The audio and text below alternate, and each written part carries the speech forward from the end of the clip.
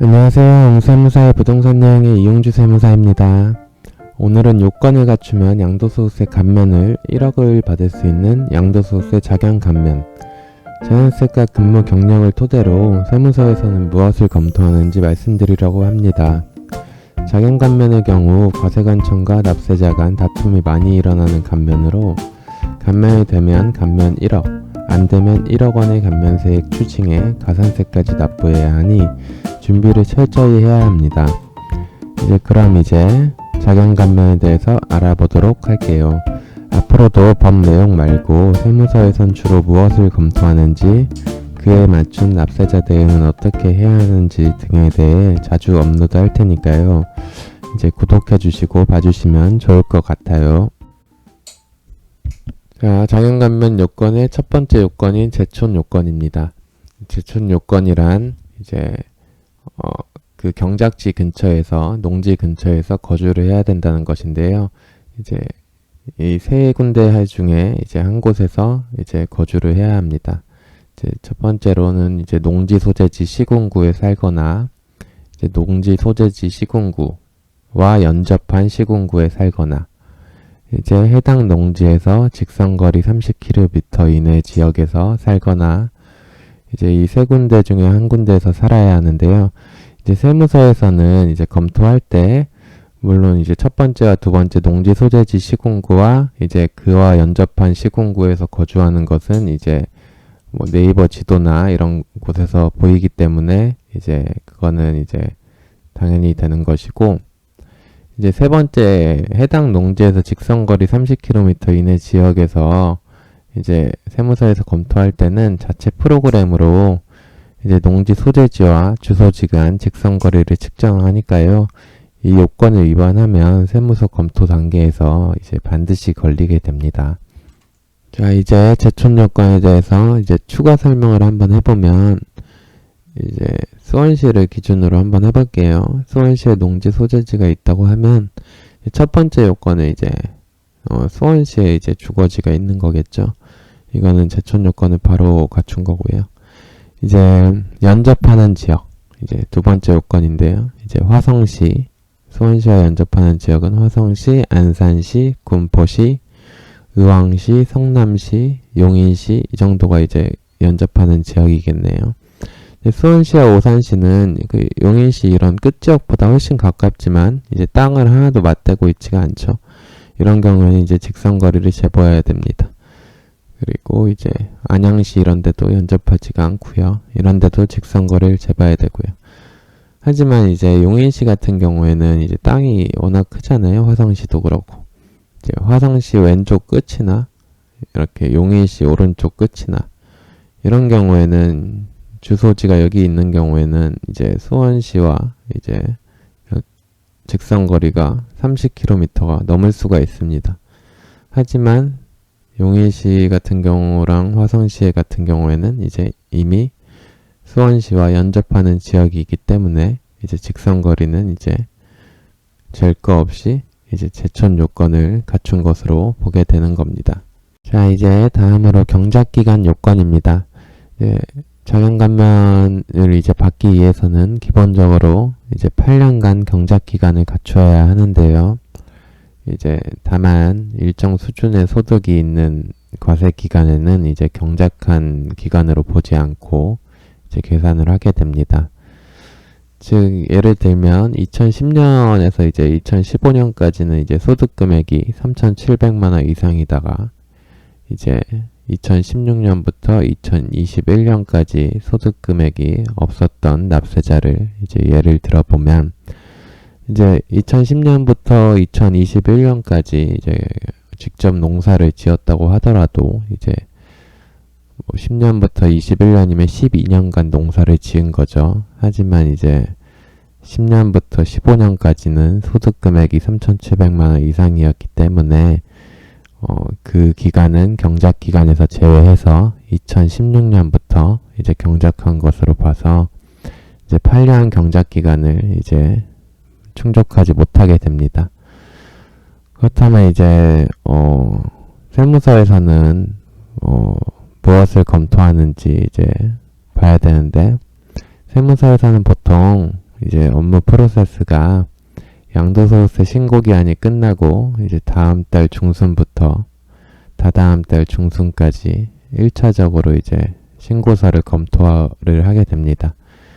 이제 자경감면의 경우 전산으로 이제 신고서 검토할 경우에 3,700만 원 이상인 과세 기간이 있다면 이제 전산에서 경고 표시가 떠서 이제 직원이 실수로 못 보고 이제 감면을 하려고 해도 이제 할 수가 없습니다. 이제 다음 화면으로 넘어갈 수가 없어서 요즘 국세청 전산이 이제 워낙 잘 되어 있어서 직원들이 못 보고 넘어갈 것도 이제 전산에서 잡아주기 때문에 이 요건을 위반하고 신고한다면 이제 세무서에서 반드시 이제 걸리게 되겠죠.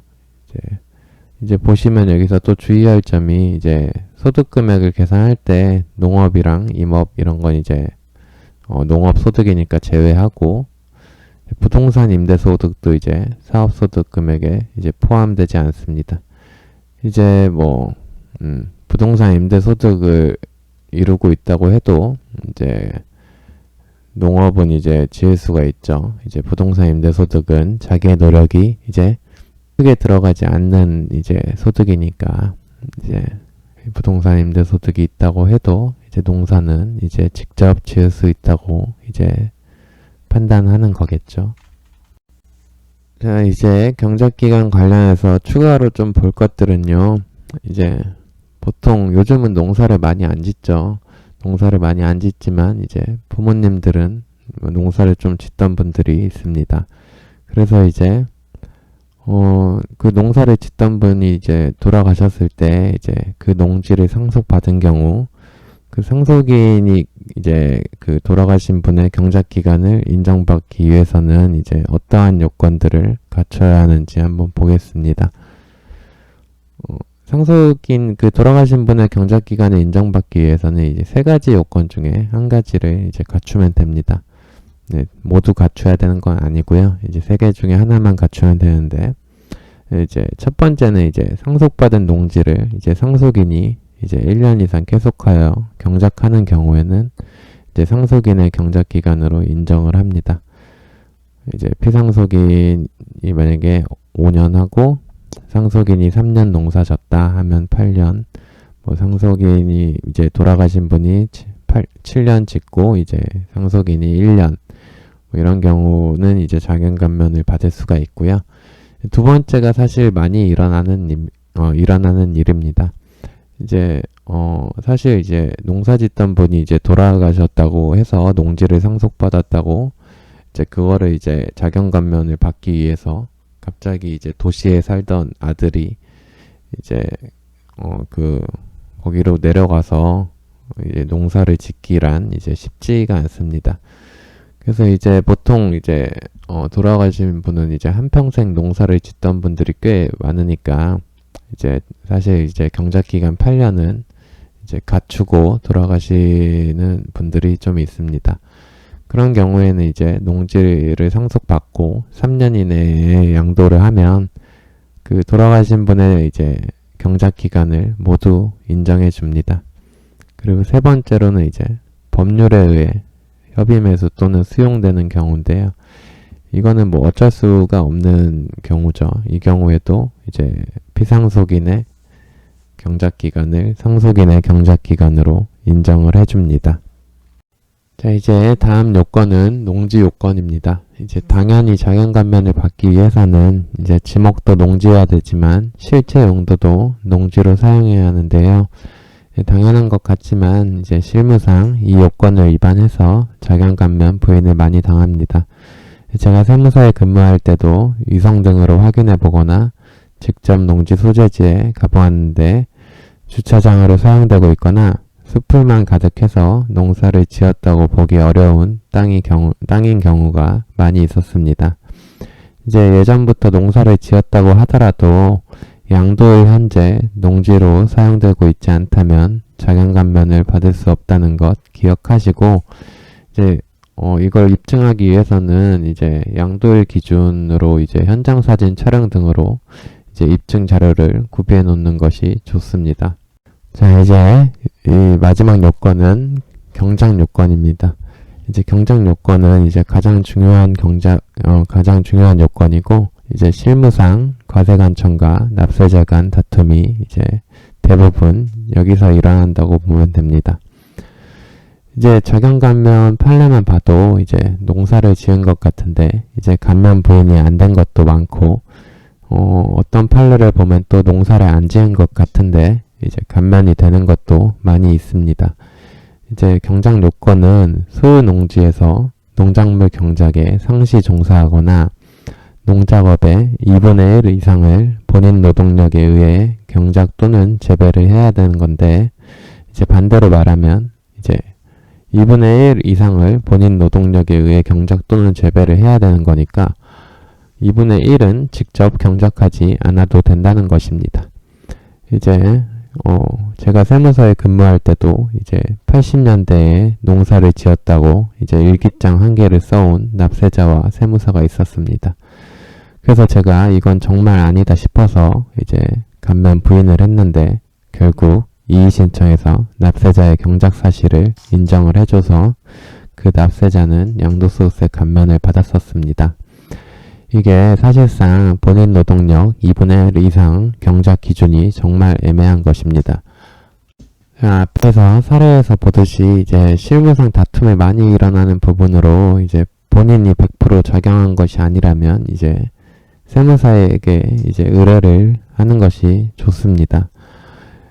경작 요건이 이제 이것에 대한 입증 방법은 다양합니다. 이제 아까 같이 뭐 일기장 한 장으로 이제 감면이 되는 경우도 있고, 보통은 농지 원부나 이제 작용사실 확인서, 농약 및 비료, 농기계 등 구입 영수증, 뭐 실농 보상 확인서, 인후 보증서, 농사일지 등이 있겠죠. 아니면은 뭐 인스타나 뭐 카카오 그런 거에 이제 자기가 올린 농사에 관한 이야기들을 이제 제출하는 경우도 있습니다. 입증 사실은 다양하기 때문에 이거는 이제 세무사에게 이제 도움을 받아서 이제 입증하는 것이 가장 좋을 겁니다. 그리고 이 자경감면의 경우 사실 국세청 출신 이제 세무사들이 이제 의뢰하면 도움이 많이 됩니다. 이제 그 프로세스를 알고 입증 방법도 잘 알기 때문에 기장 이런 거는 사실 국세청 출신 세무사가 아니어도 되는데, 자경감면의 경우에는 이제 세무서 출신 세무사에게 도움을 받는 것이 이제 좋을 거로 생각됩니다. 오늘은 자경감면 입증 방법과 이제 세무서에서 무엇을 검토하는지 등에 대해서 이제 알아봤습니다. 저는 이제 국세청 7급 공채로 입사한 후 이제 근무하고 퇴사 후 경기 남부 쪽 세무사와 공인중개사 등을 하고 있는 이용주 세무사입니다. 이제 앞으로도 세법과 부동산 투자 관련 영상 이제 많이 올릴 테니 구독해 주시고 시청해 주시면 정말 감사하겠습니다. 긴 영상 시청해 주셔서 감사합니다.